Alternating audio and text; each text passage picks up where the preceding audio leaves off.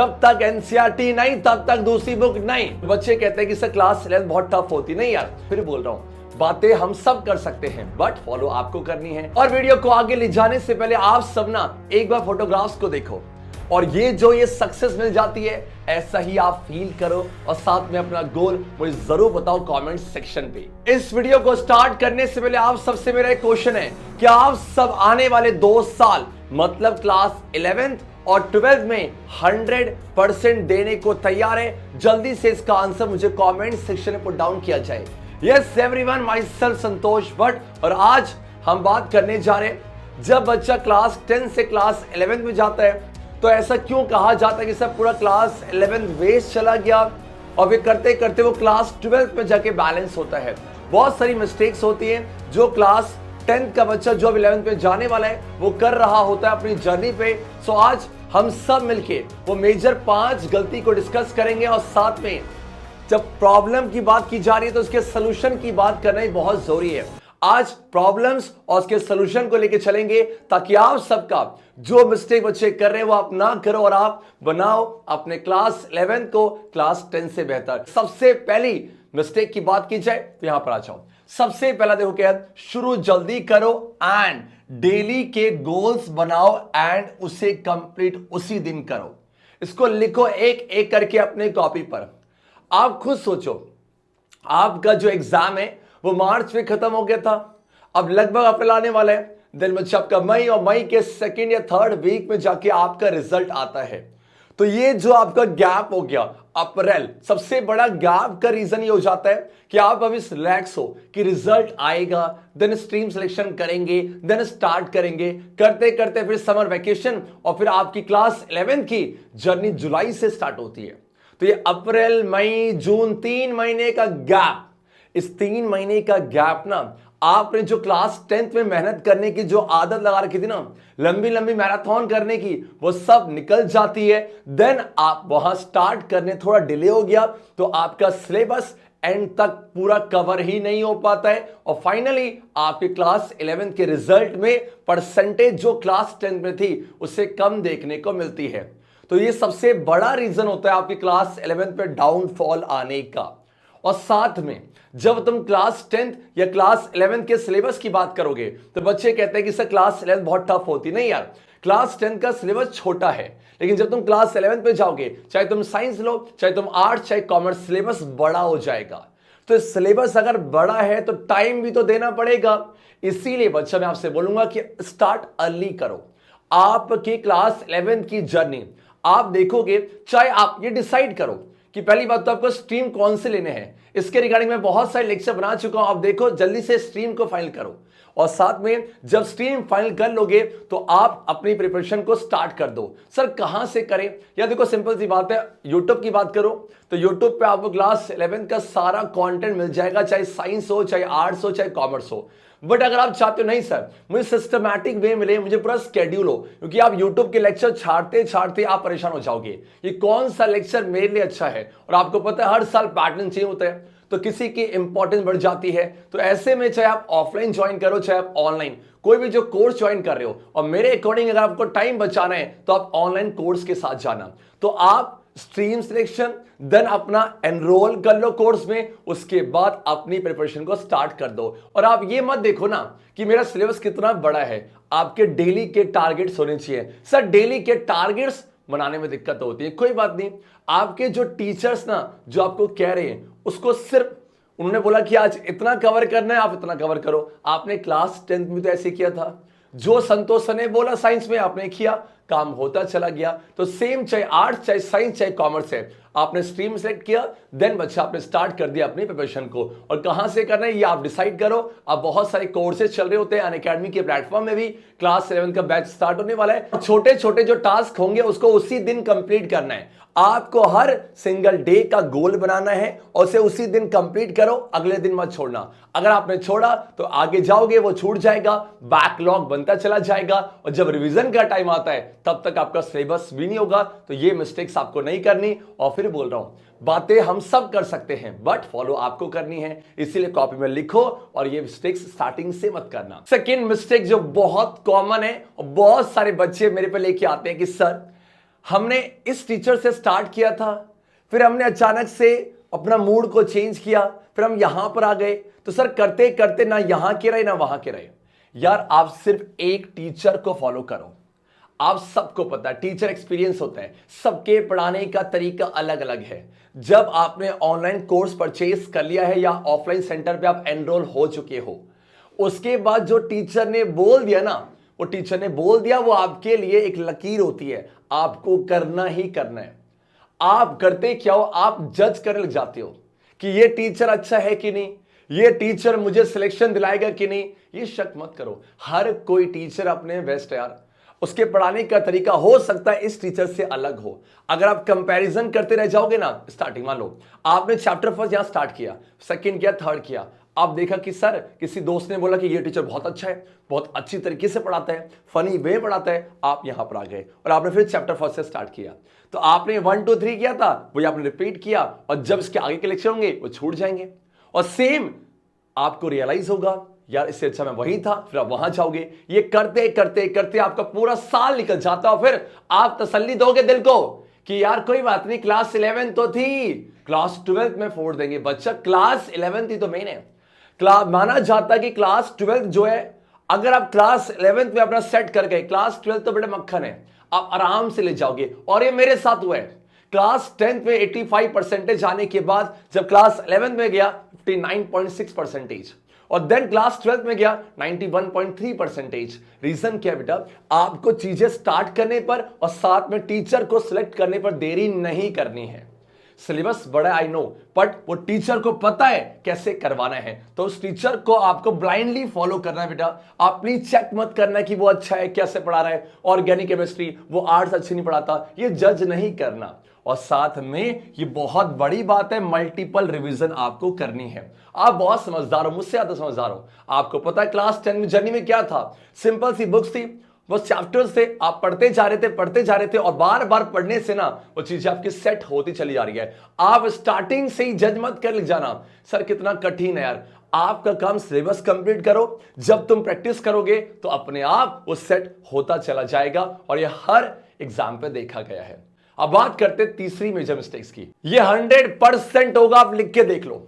जब तुम क्लास 11 पे जाओगे, चाहे कॉमर्स, चाहे साइंस, चाहे आपका आर्ट्स है, अब बहुत सारी ना रेफरेंस बुक आप मार्केट से खरीद के लेके आ जाओगे। ये आपका मन नहीं था, आपके दोस्तों ने बोला ये बुक अच्छी है, आपके सीनियर्स ने बोला ये बुक अच्छी है, इसको पढ़ ले। आपने किसी यूट्यूब में वीडियो देख ली कि ये बुक अच्छी है, ले लो। आप सर्च करते हो ना, सच्ची बोलना कि best books for class 11th, best books for class 11 JEE. बच्चा मैंने आपसे क्या बोला है, जब आप टीचर को सिलेक्ट कर चुके हो, अगर टीचर ने बोला है कि ये बुक लेके आओ तो वो लेके आना है, पर टीचर ने नहीं बोला है तो अपना दिमाग बच्चा सॉरी टू से नहीं लगाना है। उस समय आप अपने हिसाब से कोई बुक लेके आ जाओ। यार आप कोई सा एग्जाम ले लो, आप क्लास 10 की जर्नी की बात करो, आप एग्जाम देके बैठे हो ना, एनसीईआरटी के अलावा कुछ क्वेश्चन बाहर के आते हैं क्या? सर एक आध क्वेश्चन ऐसे होते हैं जो थोड़ा चेंज करता है, पर सारे पेपर आपका एनसीईआरटी से आता है। आप कोई सा भी एग्जाम का रिव्यू देख लो, एनसीईआरटी एनसीईआरटी एनसीईआरटी। और बच्चे गलती करते हैं, अपना दिमाग लगा के एनसीईआरटी को छोड़ देते हैं। नहीं करना रे, एनसीईआरटी छोड़ोगे वही बात है ना, घूमो के यही आना है तुम्हें। जब तुम एग्जाम की तैयारी करोगे, चाहे यूपीएससी के लिए जाओ, तो आप घूम के यहीं आ जाओगे। इसीलिए बच्चा एनसीईआरटी को मिस मत करना, एनसीईआरटी को ही पढ़ना है, और एनसीईआरटी ट्राई करो लाइन बाय लाइन पढ़ना है। जेईई मेंस हो, आप यूपीएससी की तैयारी करोगे, बेसिक्स आपका यहीं से बनेगा, तो आप अपनी बुक्स का लाइन बाय लाइन कंप्लीट करके ही रखना है। जब तक एनसीईआरटी नहीं तब तक दूसरी बुक नहीं। आप दूसरी बुक कर सकते हो, बट एनसीईआरटी करके ही रहनी पड़ेगी। और खासकर नीट के एग्जाम की बात करूं बच्चा, एनसीईआरटी वरदान है, ध्यान देना। एनसीईआरटी को लाइन बाय लाइन करो, और कम से कम आप कितनी बार करोगे? 3 बार पढ़ोगे। एनसीईआरटी 3 बार कैसे? एक बार प्रिपरेशन टाइम पे, एक बार बीच के मिड टर्म एग्जाम्स में, और एक बार फाइनल एग्जाम से पहले।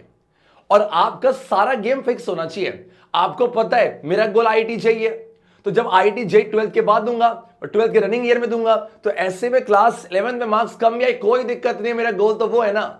बात को समझो, आप पैनिक मत होना। और इस बुक्स को प्लीज अपने दिल से लगा के रखना है, बहुत जरूरी है। आप चाहते हैं कि जो एनसीईआरटी ने अपने बुक को रिवाइज करने के बाद जो बुक पब्लिश की है वो सब बुक्स की ई पीडीएफ आप तक मैं पहुंचाऊं, जरूर बताओ। नेक्स्ट लेक्चर में डिस्कस कर देंगे। अब ये एनसीईआरटी को आपको मिस नहीं करना है। नेक्स्ट आपको भी पता है, आप कंपैरिजन करते हो कि मेरा दोस्त 6 घंटे पढ़ रहा है, मैं 4 घंटे पढ़ रहा हूं। हो सकता है कि आपके 4 घंटे 6 घंटे से ज्यादा इफेक्टिव हो। आप अपने स्केड्यूल के साथ स्टडी करें एंड नोट्स प्लीज नोट कर लो, नोट्स प्लीज नोट कर लो, सेल्फ तैयार करें। आप क्लास 10th में भटके थे कि सर मैं नोट्स दे दो, इंडिया के बेस्ट नोट्स कौन से हैं, और लोग करते भी हैं कि सर लो ये बेस्ट नोट्स हैं। बच्चा, नोट्स खुद तैयार किए जाते हैं। मैं ये नहीं कह रहा कि सामने वाले के नोट्स बेकार हैं, बट आप खुद सोचो, आप चैप्टर फर्स्ट पढ़ रहे हो, आप पढ़ते पढ़ते आपको लगा अच्छा ये पॉइंट आपका इंपॉर्टेंट है, तो ये पॉइंट मुझे नहीं आया, तो आपको पता है ना, वो किसी और को थोड़ी ना पता है। आप किसी के नोट्स ले लोगे, हो सकता है जब आप पढ़ते हो ना तो आप प्लीज मार्क कर लिया करो ये पॉइंट मुझे समझ नहीं आया, इसको फिर से पढ़ा जाएगा। तो वो करते करते आपके पास चीजें मिलेगी, आपको कीवर्ड मिल जाएगा, खुद तैयार करो और एग्जाम टाइम तक उसी नोट से पढ़ते जाओ। इवन टॉपर बन जाओगे ना, फिर उसी नोट से लोगों को समझाना कि मैंने ऐसे बनाए थे, आप भी ऐसे बनाओ, लेकिन नोट्स अपने ही बनने चाहिए। गलती मत करना। थोड़ा सा मुझे पता है कि यार जो बॉयज होते हैं, खासकर like me and you all of you, girls तो तब भी नोट्स बना लेती हैं, बॉयज का ये हिसाब होता है यार बोर हो रहे हैं, नहीं हम ना करें, सुंदर राइटिंग कर लो, एक बार कर लोगे टाइम बच जाएगा एंड में, एंड बच्चा पार्टी, और उसी से रिवीजन करते चले। रिवीजन के लिए अपने नोट्स से रिवीजन करना है, क्योंकि होता क्या है, आप चैप्टर फर्स्ट पढ़ रहे हो, आपने फिर पढ़ा, तो अब बार बार जो इजी चीज है ना उसी को पढ़ रहे हो, क्या ना कंफर्ट जोन पे आ रहे हो, वो नहीं करना है। एंड टाइम में क्या करना होता है बच्चा, प्रीवियस ईयर, ये आप सबको पता है, बताने की जरूरत नहीं बेटा। किसी भी एग्जाम हो तो एंड टाइम पे प्रीवियस ईयर क्वेश्चन आपको हेल्प करेगा। हालांकि जब चैप्टर पढ़ रहे हो साथ साथ में भी कर सकते हो, लेकिन एंड टाइम में तो आपको प्रीवियस ईयर क्वेश्चन करके ही रहना पड़ेगा। और सबसे बड़ी बात यार ये है कि जब तुम आगे बढ़ोगे ना तो बहुत जगह ऐसा आएगा जहां पर आपका मन में तो क्या होगा, मुझे नहीं पढ़ना, मैं कर लूंगा, छोड़ो। ऐसा होता है, मेरी लाइफ में हुआ है। आप किसी मोटिव से पढ़ना, जब भी लगे यार नहीं यार कुछ साल और है, हो सकता है यहां से मेरी लाइफ टर्न हो जाए, मेरी पूरी फैमिली मुझसे एक्सपेक्टेशन लेके बैठी है, तो कभी कभार ना बहुत ज्यादा बर्डन फील करोगे। उस चीज को रिमूव करने के लिए आप हमेशा गोल, कि मेरा गोल क्या है, और मैं आपसे बोलूंगा, हालांकि लोग इसे प्रैक्टिकल नहीं समझते हैं, आपका गोल मान लो आईएएस ऑफिसर है, तो आपके जो ड्रीम आईएएस ऑफिसर है ना उसकी फोटो अपने साथ रखो। सेम अगर आपको डॉक्टर बनना है तो डॉक्टर क्या करता है आसपास हो सके तो डॉक्टर की जर्सी रखो। आप मानोगे नहीं यार, जब तुम आसपास की चीजें देखते हो ना तो आप वैसा ही फील करते हो। ये फैक्ट है कि नहीं है? कभी आप ना एक साउथ की मूवी देखना, साउथ की मूवी देखोगे ना तो वो एक्शंस अपने आप, ये मैं फोड़ दूंगा, ऐसा करके आता है। ये फैक्ट है कि नहीं? गाना सुनते हो ना, feeling proud Indian army, feel करते हो ना कि काश मैं भी इंडियन आर्मी में होता। ये चीज होती है। आप प्लीज मोटिव से पढ़ो। जब आपका मोटिव आपके सामने होगा ना तो किसी की बस की नहीं है। आपका नींद आएगा, ए पटाख, आलसपन आएगा, ये पटाख आप दूर भगा दोगे। बट आपके पास क्या होना चाहिए? मोटिव होना चाहिए। मैं यहां पर खड़े होकर कितनी भी अच्छी बातें कर लूं, जब तक आप इसको अपनी लाइफ में इंप्लीमेंट नहीं करोगे ना, मजा नहीं आएगा। और मैं चाहता हूं मेरे क्लास 10 के सारे बच्चे ना आगे जाके कोई साइंटिस्ट बन रहा है, और कोई डॉक्टर बनना है, कोई आपका एनडी ऑफिसर बन रहा है, बहुत सब है, और मुझे पता बनोगे। पहले से कांग्रेचुलेशन बोल जाता हूं, और भूल मत जाना मुझे। एंड सर टाइम मैनेज नहीं हो पाता है। बट चलो मैं आपसे बोलूं, ये सबसे बड़ी गलती आपके, मैं भी कर रहा था, कि जब हम क्लास 11 में होते ना, कोई भी अपडेट आया तो हम बहुत एक्साइटेड हो जाते हुए सीबीएसई ने क्या लेके आए हैं, तो हम लग जाते यूट्यूब पे, अच्छा सीबीएसई ने ये बोल दिया।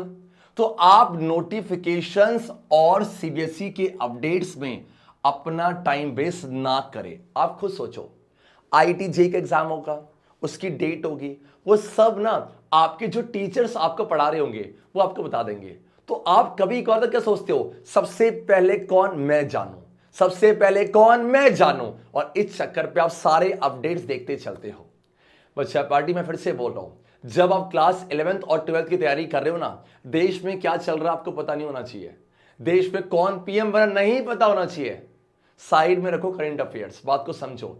जितना ज्यादा आप बाकी चीजों में इन्वॉल्व होंगे उतना ज्यादा आपका समय वहां लगेगा, और जो आपका मोटिव था वो आपसे दूर होता चला जाएगा। इसीलिए अब देखो सिंपल से है, आपके पास भी 24 घंटे, मेरे पास भी 24 घंटे, सामने वाले के पास भी 24 घंटे हैं।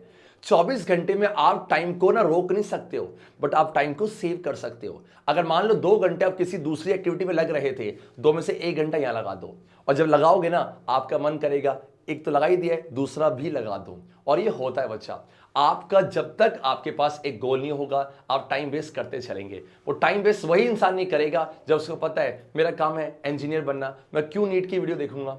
एंड बच्चा प्लीज जो ये कंट्रोवर्सी चलती है ना उसके चक्कर में आप टाइम वेस्ट मत क्या करो। बहुत मजा आता है ना कंट्रोवर्सी देखने में, मुझे भी आता था, बट रियलाइज हुआ उनकी जिंदगी अलग है, हमारी जिंदगी अलग है, तो हम क्यों पड़े उनके चक्कर पे। काम करने दो, वो अपना बिजनेस कर रहे हैं, हम अपना काम करते हैं। तो बच्चा पार्टी बिल्कुल भी ना अपना टाइम वेस्ट नहीं करना है। और ये कुछ बातें थी, मुझे पता आप सब मुझसे ज्यादा जानते हो क्योंकि आप सबने क्लास 10th में मेहनत की हुई है। कहते हैं ना जो मेहनत करता है उसे सब पता है, बट एक गाइडेंस चाहिए होती है जो मैंने ट्राई की इस वीडियो से आप तक पहुंचाने की।